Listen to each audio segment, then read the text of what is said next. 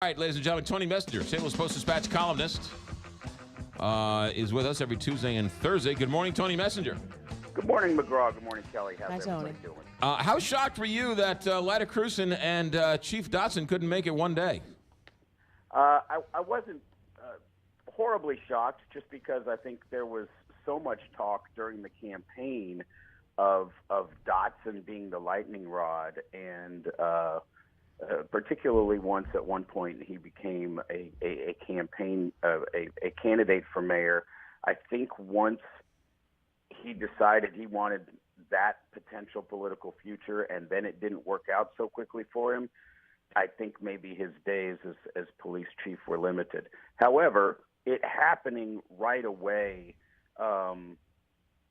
shocked me a little bit, because I don't know. We will find out in another few months if that decision was bold or if it was rash. My immediate reaction is it's somewhere in between, and history will tell us. And the reason I say potentially rash is if you're talking about doing a national search, you're probably talking about several months, maybe half of a year.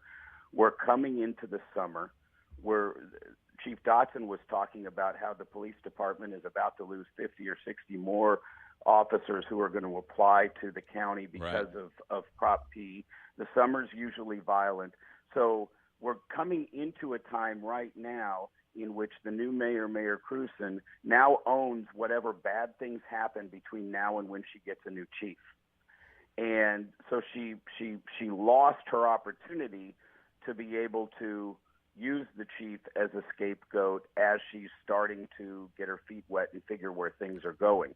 So that's the part of me that says potentially this has the possibility of backfiring and being looked at politically as a rash decision. However, she says dealing with crime is number one, and this guy hadn't gotten it done, and she's sending him packing and going to find her own chief. That's a pretty bold thing to do on the first day. So, no question. It also sends a message to the rest of everybody at City Hall that she's in charge, and if you don't do your job, if Sam Dotson can go, anybody can go. Yep. And the question is, was he doing his job or not? And if you're looking at violent crime numbers, then she's got a strong justification to let him go.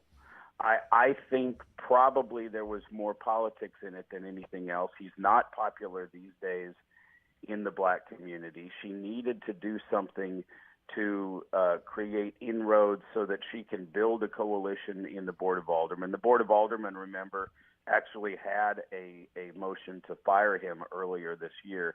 And so I think this sets her up to potentially build some coalitions with some of Dotson's critics and people that weren't necessarily on Cruson's side during the mayoral campaign.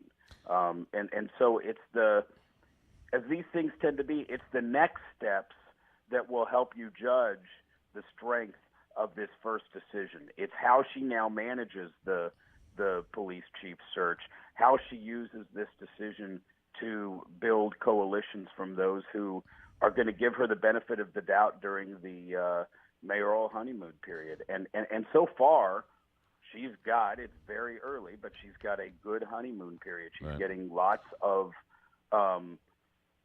support, or at least not much criticism for her early decisions in terms of her chief of staff and bringing on Nicole Hudson from Forward through Ferguson. I mean, she's doing some good things in the early days, I think. Well, but it's nice. It's a good PR move, I guess. If you have bad crime, get rid of the police chief. But really, the police chief isn't really. You really shouldn't blame the police chief for violent crime. That's like blaming a doctor for somebody getting cancer. No, you can't blame the police chief for violent crime, but the police chief has to be willing to take responsibility for that. So I was at one of the mayoral forums that was at the Northwest School of Law on the north side of the city. Dan Isom was there. It was a forum that had both mayoral candidates and other community leaders. And one of the things former Chief Isom pointed out is he cared deeply about the homicide rate, and it went down when he was the chief, and it was lower than it was under Chief Dotson. And so those things do matter. They matter in terms of perception. They matter in terms of the city. And here's why. Our violent crime rate, our murder rate in the city of St. Louis right now is still significantly lower than it was a decade or so ago. If you look at the big picture, even the spike of 188 homicides in each 2015 and 2016 aren't horrible on the larger spread of history. They're within, relative increases compared to where we were a decade or 2 decades ago.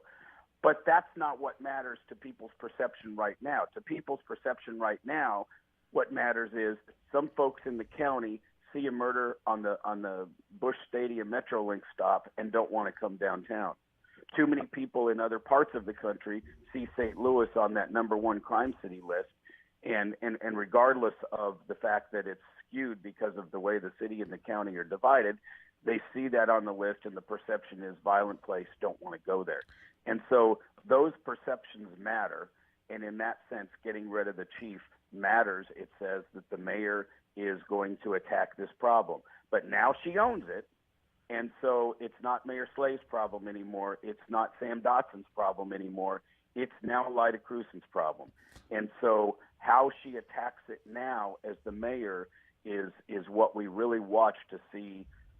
Was this the bold move that her supporters want to present it at, or was it an early political move to try to gain favor with certain parts of the Board of Aldermen of the city? Tony, while I have you real quick, what's this story of Nicole Galloway, the auditor, issuing a subpoena to the Department of Revenue? This just gets, again, to the secrecy of Eric Greitens. She's doing an audit that is a standard audit that every auditor in the state of Missouri, Republican or Democrat, has ever done. And, in fact, the audit's more interesting now because the Republican legislature a couple of years ago was ticked off at Governor Nixon because they said he was taking too long to give tax refunds. And so they changed it to where tax refunds have to be given out within 45 days or not, instead of 90 days. So the auditor is doing her job to now check and see if indeed that new state law that Republicans passed is being followed. And Governor Greitens' Department of Revenue says, no, we're not going to give you any information. And here's the part where it's political.